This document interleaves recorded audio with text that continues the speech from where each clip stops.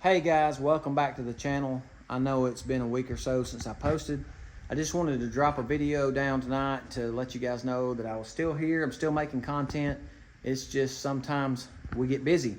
As you guys know, if you watch the channel, I travel for a living, so I've been gone a few weeks. My dad just had replacement knee surgery. I've been spending time taking care of him, so that's another story for another time. But tonight, I just want to show you a status update, maybe ask your opinion on some things, and we will end out the video. I'm not going to do an intro. Like I said, we're just going to do a quick update, and I'll let you guys go.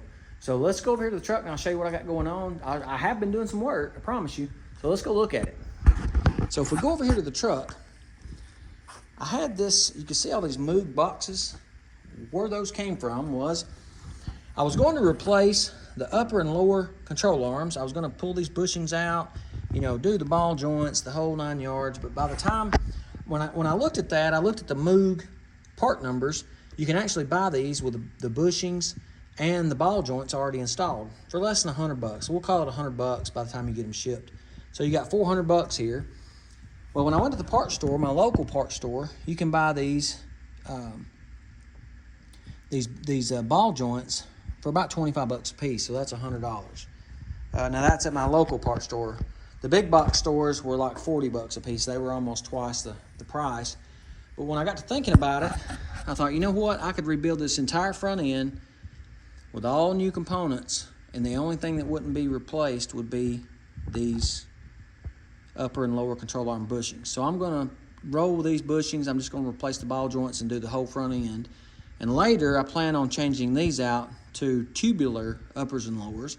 So I didn't want to spend that $400, you know, on that, when I think later I could do it, you know, put that money in something more performance-wise. I told you guys last episode I was going to start putting the engine in, and I actually been working on other things, and that's why I wanted to do a status update, just to let you know I'm still here. These are the current performance engine mounts. They are in. I do have the Holley steering shaft installed, and I'll leave these part numbers in the description of the video when we start putting the engine in. When I start fitting the engine, I'm trying to figure out if I'm going to have to notch this or not, because if you watch the last episode, I'll put a card at the end, or a box up showing that last video of the 302-1 Carl Customs oil pan. It's supposed to clear this right here, but we'll see. The question I had for you guys is, the reason I'm doing all this suspension work right now is I want to wait till the last engine install, when we get everything in, and I'm going to break all this back down and pull this spring out, and I'm going to cut it, because I put 2-inch lowering blocks in the back, and I want this to be level. So everything I've seen online is, if you cut these springs, if you cut 1 inch, you drop the total suspension 2 inches. I don't know, so I'm asking you guys, do you have experience with this? Is that true? If I cut this 1 inch, is it going to give me a 2-inch drop in the front? I'll show you in the back what I've got when we get over there, but right now I'm going to show you. If you've watched past episodes, you saw where I put the fuel pump assembly with the Walbro 255. I did. The fuel tank is ready to go in. You know, we have the Corvette style fuel pressure regulator and filter. I also bought this banding, this rubber strip. I stuck it to the fuel tank because when I took this fuel tank out, it had like a cardboard type material, and I wanted to put something to protect it from the banding.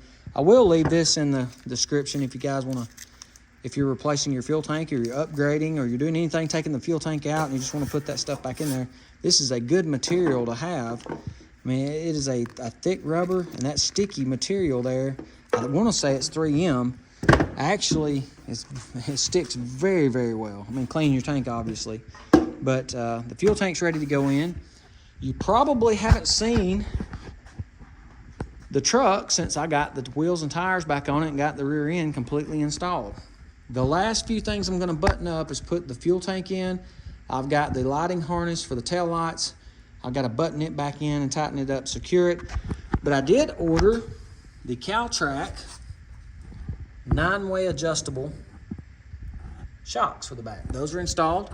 You can see I did install the 2-inch lowering block on my rear end. I took your guys' advice from some past videos. I appreciate the comments. That's why I'm asking you questions. I like to get your ideas just as much as I like to provide ideas. On the longer brake lines, so I Changed those over, longer brake lines on each side. The only thing I got left to do here is the vent line. I just bought a drop piece of what they had left on the roll of 3/8 fuel line for the vent tube for the rear end. I got my vent in. I've just got to cut it off and get this mounted, and then we can put the bed on. And regarding the bed, if we look at the bed, you guys know I like POR 15. So I had some rust right here, and in some places you can see some pitting here. Had some rust here, but what I did, I wire wheeled everything.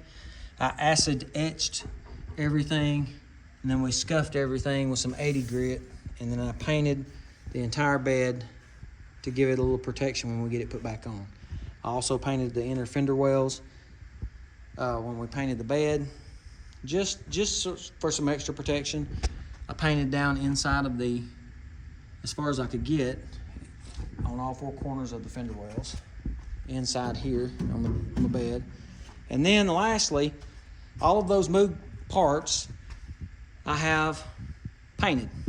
I have them drying, and in the next video, what I'm gonna do is I'm going to replace the ball joints. For those of you that have never replaced ball joints, I'm just gonna do one side just to show you how they go in. I'm gonna replace the front end, and then we're gonna get over on the engine install. If you see, I've got the intake off, I've got the lift plate on, we're ready to install it. So let me know what you guys think on those lowering springs. Have you cut springs before? Not lowering springs, but have you cut factory springs to try to get a ride height? How did the 1 inch versus 2 inch drop work for you guys? Let me know.